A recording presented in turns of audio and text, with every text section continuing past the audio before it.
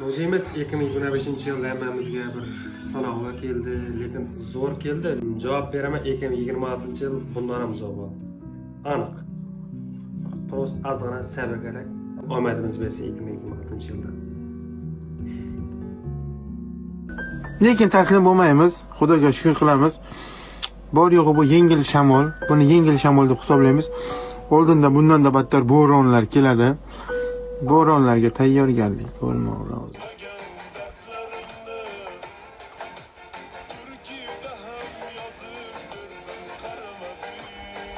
Hayotda shunaqa ishlar ham bo'lib turar ekan.